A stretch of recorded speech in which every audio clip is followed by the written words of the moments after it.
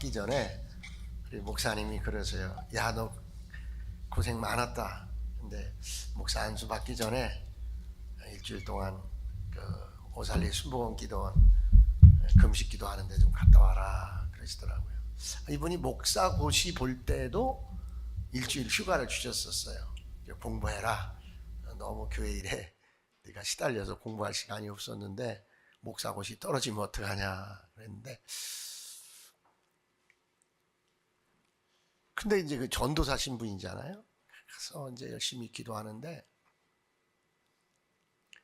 제 바로 앞에 앉은 분이 막 그냥 거품을 물고 막 귀신이 들려갖고 막 쓰러지고 일어나고 막 난리를 치는 거예요. 그런데 얘긴즉슨 이분이 목사님들이 이제 이렇게 순복음 기도원 목사님들이 한 그때 11분쯤 계셨는데 거기까지 가셔갖고 막 안수기도 받고 참 많이 목사님들 애를 먹인 거예요. 근데 뭐 전 전도사니까 뭐 그런가 보다 했는데 또 그러는 거예요. 그 다음 시간에 막 앞에서 막 목사님 설교만 하려고 그러면 또 그러는 거예요. 저희가 이 부목사로 있던 교회 목사님이 그런 은사가 있는 분이에요. 막 귀신 들린 사람 이렇게 많이 병도 고치고. 그런데 웬일인지 제가 벌떡 일어나서 그 자매님 목에다 손을 탁 댔는데 그분이 확 꼬꾸라져 갖고 조용한 거예요. 가만히 있는 거예요. 이제. 그래서 저는 그때 이제 다마스 조그마한 차를 갖고 갔었는데 차에 이렇게 앉아 있는데 그분이 또 막 이렇게 막 춤추면서 막 이렇게 하면서 또 막 가는 거예요. 그래가지고 제가 우리 차로 좀 들어오라고 했더니 그 딸이 이제 같이 따라 들어왔어요. 그래도 이제 기도를 했는데, 어쨌든 기도를 했어요. 기도를 했는데 이제 또 난리를 치는 거예요. 이제 기도할 땐 가만히 있더니 이제 또 예배 시간에 또 난리를 치고 막 그러는 거예요. 근데 이제 또 이제 제가 차에 와 있는데 제 차 옆으로 지나가면서 젊은 사람이 뭐 저한테 막 그래 막 할 게 없어서 기도원에 와서 그러고 있냐고 그러는 거예요. 그 눈을 봤더니 귀신이 나간 거예요. 그래서 제가 또 차로 데리고 들어와서 당신 귀신 나갔는데 왜 귀신 들린 척하고 그렇게 사람들 애매기냐 그랬더니 막 우는 거예요. 막 그래서 내 말 좀 들어보세요 그러는 거예요. 왜요? 그랬더니 의정부에다가, 제가 옛날에 한번 간증했어요. 의정부에다가 큰 화장품 대리점을 자기 아들이 차렸는데 그 옆에 딸이 있는 거예요. 이 딸년이 그 화장품 대리점을 뺏으려고 그런다는 거예요.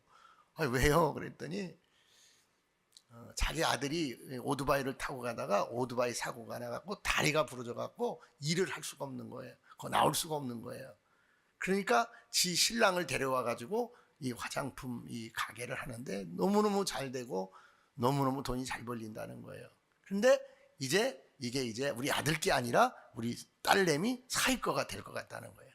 그래서 내가 그 생각만 하면 막 그냥 이렇게 정신이 막 혼미해지고, 니들 예수 믿어봤자 소용없다 막 이런 막 억까 심정이 들어가고, 그래서 제가 이렇게 됐다고. 결국은 내가 이런 피해망상증에 걸려갖고 귀신이 그걸 타고 들어와가지고 내가 내 인격을 제어할 수 없는 그런 상태가 됐고, 사실은 제가 나도 모르게 하여튼 귀신이 나갔는데 제가 안 나간 척하고 막 생떼를 부린 거라고 막 그런 거예요. 제가 이 말씀을 왜 드리냐면 그 뒤에도 그 딸이 저한테 가끔 전화가 왔어요.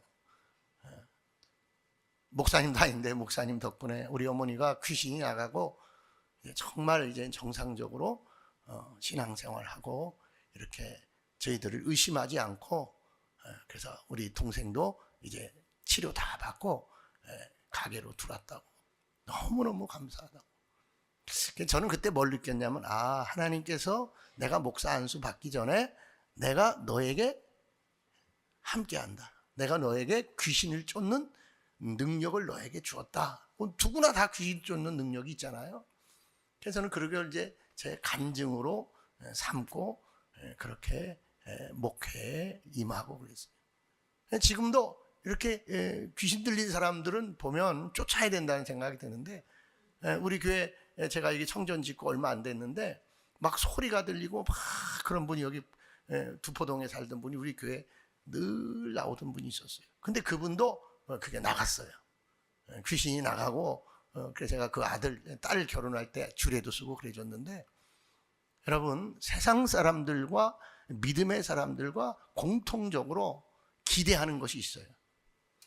예수 믿는 사람들은 다를 거라는 거예요. 예수 믿는 사람들은 하나님이 함께 하실 거라는 거예요. 니체가 하나님은 죽었다라고 한 말에 그 근본적으로 들어가 보면 하나님이 실제적으로 죽었다는 것을 그가 철학적 결론을 유추한 게 아니에요. 그것은 그리스도인들을 보니까, 자기가 만나는 그리스도인들을 보니까 하나님을 못 보여주는 거예요.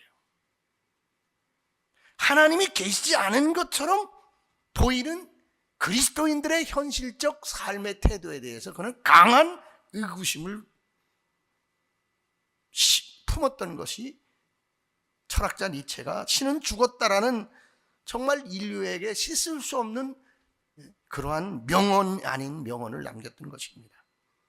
니체와 같은 사람들은 성도들의 삶의 현장에서 하나님을 보여주지 못해서 그들은 하나님이 계시지 않다는 의문을 가지게 되었다는 사실입니다. 그의 의문은 지금도 살아계신 하나님을 만나고 싶어하는 수많은 영혼들에게 똑같은 의문으로 존재한다는 사실입니다. 그들은 당신의 믿음을 통해 하나님이 살아계심을 보고 싶어 한다는 것입니다. 지금 세상은 하나님이 계시지 않다고 더더욱 니체처럼 차라리 죽었다고 말하고들 싶어 하는 겁니다. 오늘의 성도들은 하나님의 살아계심을 증명해야 될 줄로 믿습니다. 내 삶을 통해서 죽은 하나님이 아니라 오늘도 살아 역사하신 하나님, 귀신의 권세를 제어하고 귀신에게 묶여서 병든 자들을 치유케 하는 하나님의 실제적 능력을 나타내는 초대교회 능력의 성도들이 오늘의 성도가 되어야 될 줄로 믿습니다. 여러분, 모세는요 참 위대한 민족의 지도자고 이스라엘 역사상 그러한 왕이 없었습니다. 그런 지도자가 없었습니다. 그러나 모세는요 태어나 보니까 애굽에 노예된 나라의 백성인 거예요. 태어나 보니까 나일강에 던져서 버려져야 하는 그러한 운명적 신분이에요. 여러분, 황제의 명령에 따라 다 남자아이는 죽여야 됐어요.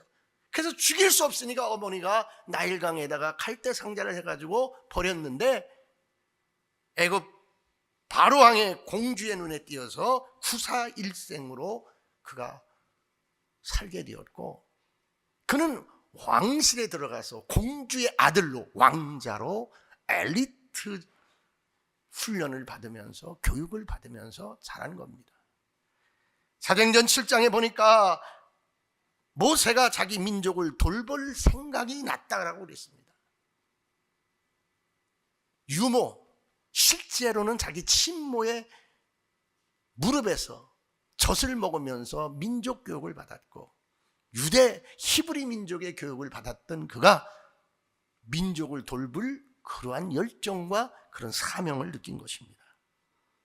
그런데 그는 실패하고 맙니다. 그는 도망치는 자가 되어서 다시 광야로 들어가서 그는 버려진 자가 되어버립니다. 자기 인생을 향한 하나님의 절대적 계획도 깨닫고 절대적 사명도 깨달았습니다. 그런데 한 가지 깨닫지 못한 모세가 광야에 또, 나일강에 버려졌던 그가 또 40이 되어서 광야에 버려지는 자가 되었던 것입니다. 그렇습니다. 내가 다 갖춘 것 같은데, 내가 다 할 수 있는 것 같은데, 모세처럼 용기 백배하고 정말 헌신적, 희생적 삶의 태도가 있는데 모세가 놓친 게 있습니다. 그를 위해서, 그가 하나님의 일을 하기 위해서, 그가 민족의 리더로서의 삶을 살게 하기 위해서 하나님이 준비한 능력, 그것을 모세는 놓쳤던 거예요. 내가 애굽 바로 왕궁에서 훈련받은, 그리고 어머니의 무릎에서 교육받은 그 교육이 아니고, 그 능력이 아니고, 그 스펙이 아닌 절대적 하나님이 모세에게만 주려고 했던 그 하나님의 능력.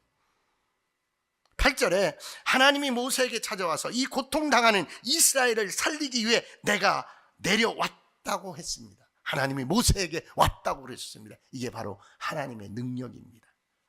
이 하나님의 능력이 빠졌기 때문에 모든 것이 다 구비되었지만 모세는 일할 수 없는 자였고 실패자일 수밖에 없었습니다. 만 가지가 없어도 이 한 가지를 깨닫고 체험하면 하나님이 모세를 쓴 것처럼 하나님의 능력으로 이 시대의 그리스도인들을 써 주실 줄로 믿습니다. 사랑하는 성도들이여, 하나님은 여전히 일하십니다.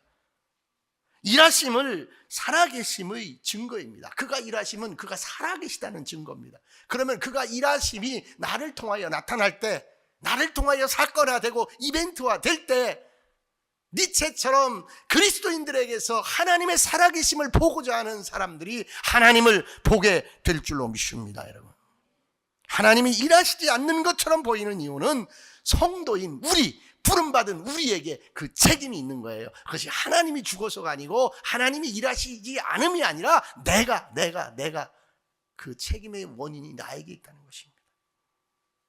하나님은 여전히 살아계십니다. 오늘 본문이 말하고자 하는 것은 바로 그것입니다. 그러나 하나님이 살아계심을 아무에게나 보여주고 누구에게나 증거되지 않는다는 사실을 오늘 성경이 우리에게 교훈하고 있습니다. 오늘 사도행전에 나오는 이 대표적인 기적, 죽을 감옥에 갇혀서 죽을 날을 기다리는 베드로를 감옥에서 꺼내서 살리신 하나님의 기적, 그 역사, 하나님의 일하심은 사도행전을 시작으로 인류 2000년 역사 속에 계속되고 있습니다. 오늘도 부족하지만 우리 베델교회를 통하여, 여러분 한 분 한 분을 통하여 하나님은 살아계시고 일하고 계심을 믿습니다. 하나님 믿습니다. 일하고 계심을 믿습니다. 하나님 역사하고 계심을 믿습니다. 여러분,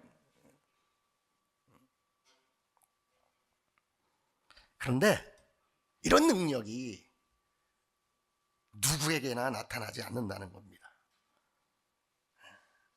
하나님의 이 능력, 하나님의 이 특별한 능력, 하나님을 보여주는 이 능력, 오늘 본문을 보니까 4절로 5절에 누구에게 나타나는가? 첫 번째 나타나고 있어요. 우리 4절로 5절 다 같이 한번 보겠습니다. 시작. 잡음에 옥에 가두어 군인 내식인 내 패에게 맡겨 지키고 6월절 후에 백성 앞에 끌어내고자 하더라. 이에 베드로는 옥에 갇혔고 교회는 그를 위하여 간절히 하나님께 기도하더라. 아멘. 옥에 가둠에 군인 넷씩 네 패에 맡겨 6월절 후에 백성 앞에 끌어내고자 하더라. 백성 앞에 6월절이 지나고 나면 백성 앞에 끌어내어 야고보처럼 죽이고자 하였더라. 베드로는 옥에 갇혔고 주님을 위하여 고난당하는 자, 주님을 위하여, 복음을 위하여, 교회를 위하여, 말씀을 위하여 고난당하는 자에게 하나님의 능력의 손이, 살아계신 하나님의 역사가 나타나는 줄 믿으시기 바랍니다. 여러분, 그러므로 이 시대에 여러분은 절대적으로 하나님의 능력, 하나님이 나에게 주신 고난, 하나님이 나에게 주신 환난 속에 담대히 거해야 될 줄 믿습니다. 여러분, 라오디아 교회는 아무런 환난도 없었고 아무런 고난도 없었어요. 그래서 그들의 신앙은 뜨뜻미지근한 거예요. 필라델피아 교회는 고난이 있고 환난이 있고 아픔이 있고 그들의 적은 능력이 있지만, 적은 능력 가운데 있지만, 우리 베델 교회처럼 적은 능력 가운데 있지만 그들은 고난받기를 회피하지 않았다는 겁니다. 예루살렘 교회의 야고보의 순교, 스데반의 순교,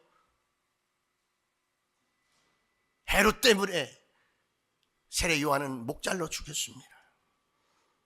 믿음의 사람들에게 죽음이라는 큰 환난이 찾아온 것입니다. 야고보가 죽었고 베드로는 이제 옥에 갇혀서 죽게 된 것입니다. 고난당하는 자는 하나님이 그저두지 않습니다. 하나님의 능력의 손이 함께하는 줄 믿습니다. 그래서 그리스도인들에게, 경건한 그리스도인들에게 고난이 올 거라고 베드로 장로가 말했습니다. 그러나 고난이 오거든, 야고보 장로는 고난이 오거든 기쁘게 여기라 그랬어요. 이 고난으로 너는 더 연단받고 더 하나님 앞에 면류관 받으리라 그랬어요. 여러분, 쉽게 신앙생활 할 수 있어요. 전 그런 생각 많이 했어요.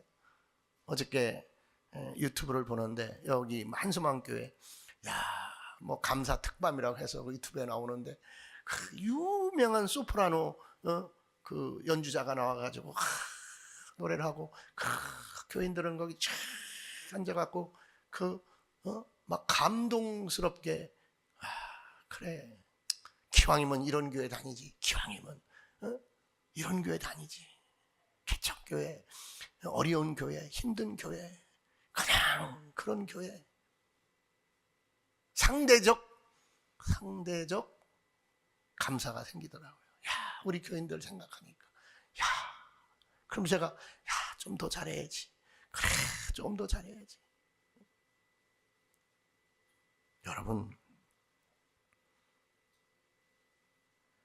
어렵고 힘들지만, 고난스럽지만 교회에게 주어진 사명, 나에게 주어진 사명 붙잡고 고난 받을 때 감옥에라도 잡혀 들어가는 고난의 삶이 다가올 때 그것을 견디면, 그것을 감당하려고 하면 하나님의 능력이 함께하는 줄 믿습니다. 여러분, 이 초대교회의 어려움은 뭐였냐면 헤롯의 핍박과 함께 유대인의 핍박이었던 거예요. 헤롯은요, 로마에게 빌붙은 왕이에요. 그러니까 로마에게 잘 보이기 위해서 기독교인을 핍박했고, 또 이 헤롯은 유대인에게 잘 보이기 위해서 기독교인을 핍박한 거예요. 이 핍박 속에서 정치적 이유 때문에, 종교적인 이유 때문에, 자기의 욕심 때문에 로마와 유대인에게 잘 보이고 칭찬받고 인정받으려고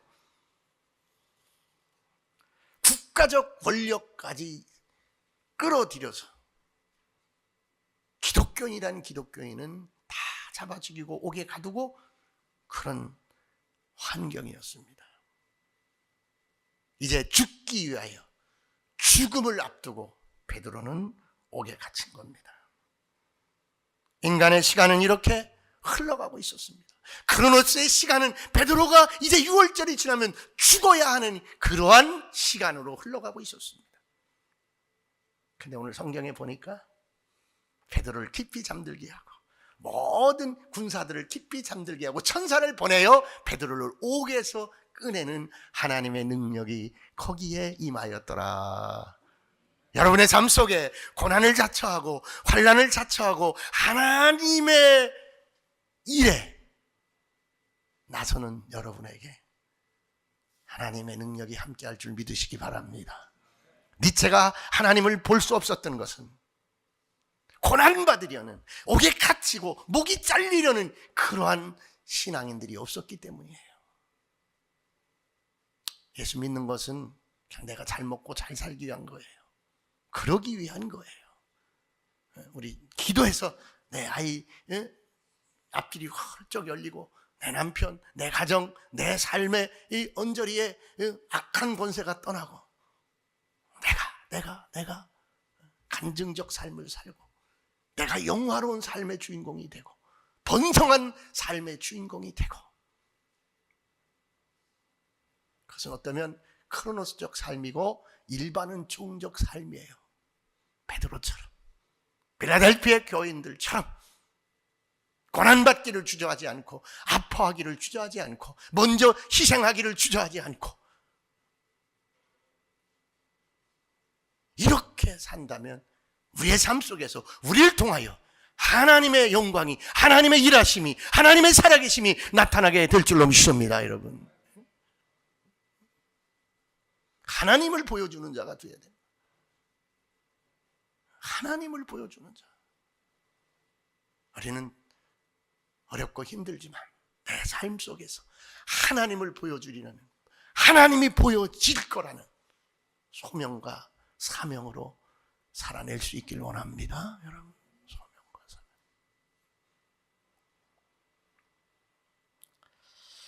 두 번째, 베드로를 옥에서 꺼내신 하나님의 능력이 누구에게 나타나는가? 한번 우리 17절 한번 보겠습니다. 17절 시작. 베드로가 그들에게 손짓하여 조용하게 하고 주께서 자기를 이끌어 옥에서 나오게 하던 일을 말하고 또 야고보와 형제들에게 이 말을 전하라 하고 떠나 다른 곳으로 가니라. 아멘. 아멘. 옥에서 나올 거라고 기대하지도 않았어요. 이제 죽었구나. 우리 베드로는 죽었구나. 야고보가 죽은 것처럼 베드로는 죽었구나. 세례 요한이 목 잘라 죽인 것처럼, 스데반이 돌에 맞아 죽은 것처럼 옥에서 나오면 베드로는 죽는 거구나. 근데 나왔어요. 나온 베드로가 나오자마자 야고보와 형제들에게 이 말을 전하라. 내가 옥에서 건져서 하나님의 능력의 손에 잡혀서 나는 나왔다. 그러나 나는 다른 곳으로 간다. 나는 복음 전하러 간다. 나는 예수 복음 전하러 간다. 누구예요? 한번 따라합시다. 사명대로 사는 자에게 하나님의 능력이 나타납니다. 사명대로 사는 자에게 하나님의 능력이 나타나요. 여러분, 베드로의 사명은 뭔지 아세요? 가이사랴 필리포에서 예수님이 묻는 거예요. 저는 갈릴리에 갔을 때 저는 그 배에서 예배드리는데 많이 울었어요. 제가 2002년도인가 갔나 그래요. 2001년도인가 갔는데, 야, 정말 그 갈릴리 바다 선생 예배를 드리는데 나도 모르게 엄청난 눈물이 흘렀어. 왜? 야, 이 갈릴리 바다에서 예수님이 12제자를 데리고 얼마나 속을 끓였는가. 편안할 날이 없는 거예요. 베드로야, 기도 좀 하자. 베드로야, 야고보, 요한이 정말 3대 제자. 베드로는요, 1시간도 기도 못하고 쭉 자는 거예요. 닭 울기 3번, 닭 울기 전에 닭 3번 울기 3번씩이나 부인하고, 닭 울기 전에, 첫 닭 울기 전에 3번씩이나 부인하는 거예요. 십자가에서 죽으시잖아. 다시 고기 잡으러 떠나는 거예요. 그 예수님의 쓸쓸함, 그 예수님의 얼마나 민망했겠어요. 제자들의 배신과 제자들의 그런 흩어짐에 예수님은 얼마나 힘들었겠어요. 그 갈릴리 바다에서. 그도 육신의 부모가 있고 고향이 있고 여러 가지 형편이 있고, 갈릴리에서 흘리신 예수님의 눈물을 생각하면서 저도 많이 울었어요. 골고다 언덕으로 올라가는데 거기 어머니 마리아와 상면하는 그 장면에 그 표지판이 있어요.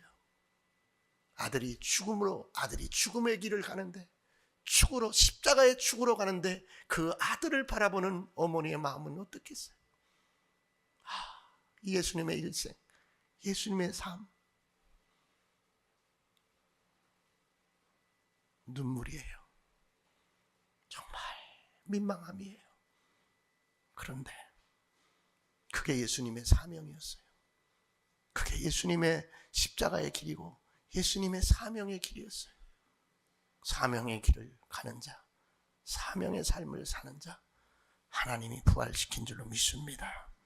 하나님의 능력이 임한 줄로 믿습니다. 하나님의 능력이 임한 거예요. 하나님의 능력이 거기 임한 거예요. 베드로야, 너도 가려느냐? 영생의 말씀이 주께 있으면 내가 어디로 가오리까? 그러나 베드로야, 그런 각오로 안 된다. 그런 결단으로 안 된다. 네가 나를 누구라 하느냐? 주여, 주는 살아계신 하나님의 아들입니다. 주는 그리스도입니다. 베드로는 성령으로 깨달았어요. 이 나사렛 예수, 저 골고다에서 십자가를 지고 죽으신 예수, 이 예수가 인류를 구원할, 나를 죄에서 구원한 그 메시아구나, 그 구원자구나. 베드로는 석방의 그 기쁨도 그 가족들과 누릴 저를도 없이 그는 사명지로 떠난 거예요. 이 복음 전하라 떠난 거예요. 이 복음이 그의 사명이었어요. 이 베드로, 이 사명에 불타는 이 베드로, 사명대로 살고자 하는 이 베드로. 주님의 능력은, 주님의 기적은 사명을 감당하는, 전도자의 삶을 감당하는 베드로에게 나타난 줄로 믿습니다. 우리가 사명대로 살고자 할 때, 말씀 붙들고 살고자 할 때 하나님이 함께 할 줄로 믿습니다. 하나님이 함께.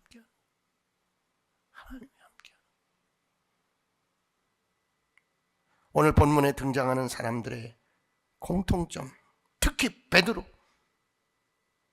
그는 고넬료에게 복음을 전하고 고넬료의 집에서 말씀 받을 때, 말씀이 임할 때 그들이 성령 받고 회개하고 세례받는 것을 본 거예요. 그는 감옥에서 풀려나자마자 곧바로 복음을 위하여 떠나는 겁니다.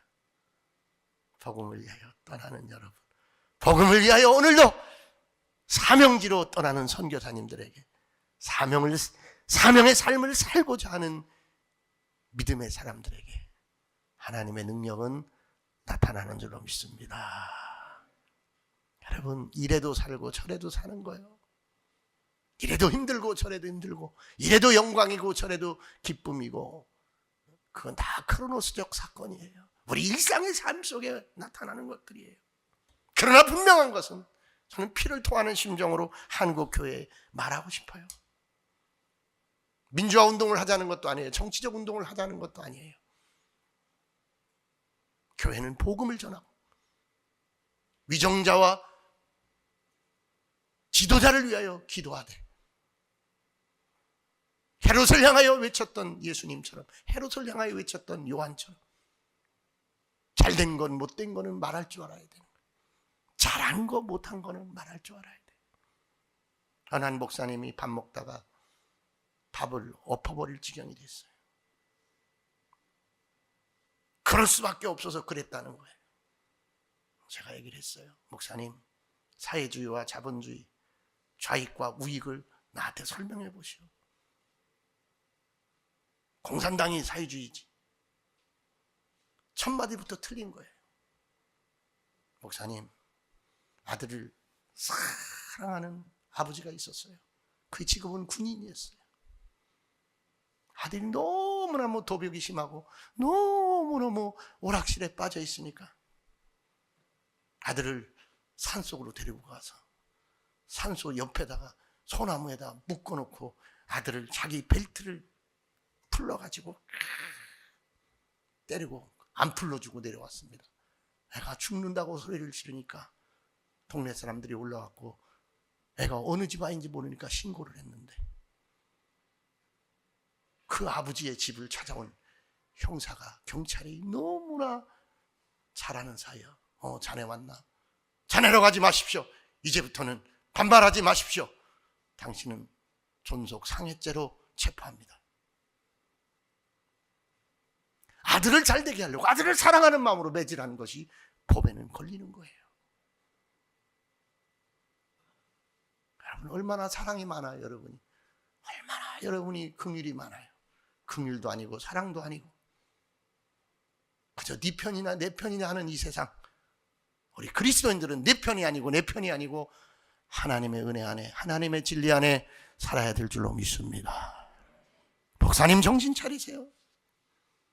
어떻게 네 편 내 편 따집니까? 사랑해서 내가 내 자식 가르치려고 때렸습니다. 조선시대는 안 걸렸습니다. 60년대 초까지만 해도 안 걸렸습니다. 지금은 존속상해죄로 수갑 채워서 데려갑니다. 정신 차리세요. 정신 차리세요. 그리고 강대상에서 누가 옳고 누가 그르고 너무 심하게 편들어 얘기하지 마세요. 세월이 짧습니다. 사명대로 삽시다. 사명대로. 그리스도인들이요, 사랑하는 성도들이요, 우리의 사명은 복음인 줄로 믿습니다. 예수님인 줄로 믿으시기 바랍니다. 예수 아니고 다른 얘기하지 마세요. 예수 믿읍시다. 우리 예수님 믿고 삽시다. 예수님은 사랑이십니다. 예수님 오늘도 살아계십니다. 베드로를 옥에서 꺼내는 자입니다. 당신이 옥에 갇혔습니까? 예수 믿으면 그 옥에서 나옵니다. 할렐루야, 할렐루야. 세 번째, 5절 한번 읽읍시다. 5절 시작. 이에 베드로는 옥에 갇혔고 교회는 그를 위하여 간절히 하나님께 기도하더라. 아멘. 아멘. 아니 어쩌면 이렇게 성경은 기도밖에 없어요. 어쩌면 이렇게 기도밖에. 저는요, 내 사명 때문에 하루도 제가 새벽에 안 내려올 수가 없어요. 안 오셔도 저는 내려와요. 왜? 사명을 생각하니까 하루라도 내가 기도 안 하면 이 역사가 일어나지 않을 것 같아서 제가 태극기를 강대상에 놓고 우리 고양시 이 깃발을 강대상에 놓고 저는 기도해요. 하나님 기적의 역사를 이루소서. 하나님 우리 베델교회 기적의 역사를 이루소서. 하나님이여, 베드로가 이제 저기 잡혀 들어갔습니다. 우리 베드로 사도가 이제 6월절이 지나면 죽습니다. 하나님이여, 역사해 주옵소서.